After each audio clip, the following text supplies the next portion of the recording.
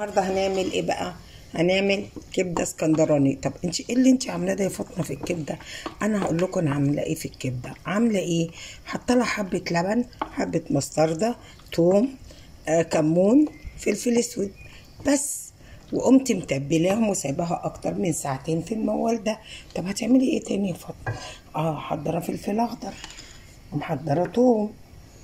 هحضر حبه توم بخل بكمون عشان اعمل ايه؟ اعمل الكبده الاسكندراني اللي على اصولها. بسم الله الرحمن الرحيم. طب انت الا في صوص في قلب الكبده، انا هصفيها ما تقلقيش منها. اي حبيبتي، سخنا الطاسه كويس. هنحط حبه زيت، ادي 3 معالق كده يسخنوا قوي. يعني الله، التوابل بقى وحساسيه الجيوب الانفيه. هجيب معلقه توم مفروم،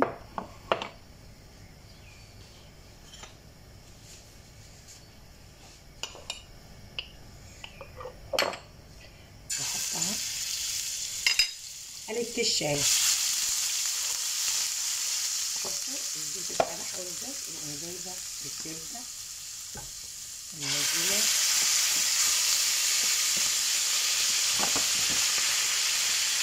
على درجه حراره عاليه.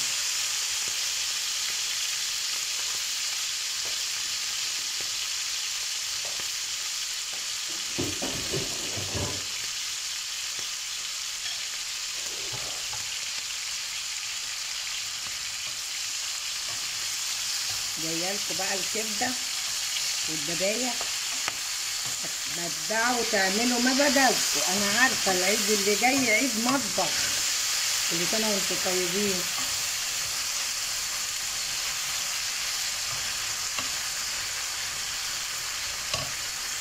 اهي دخلت الكبده على التسويه خلاص، تشرب الصوص بتاعها، وانا هسيبها لما تنشف خالص خالص.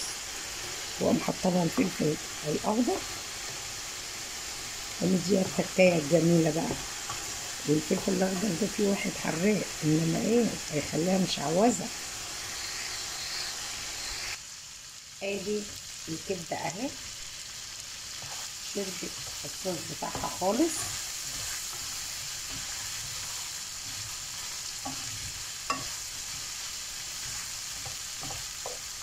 شربت صوصها، وقوم عامله فيها ايه بقى؟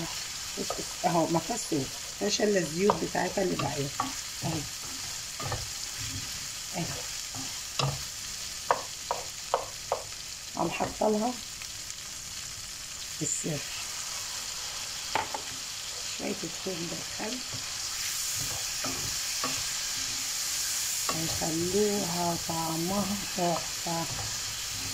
الهنا والشفا، هتاكليها بألف هنا. وهحط بعديهم على طول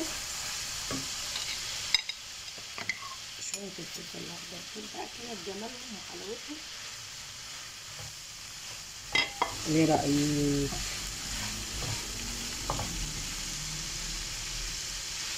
ايه رأيك في الحلاوة دي؟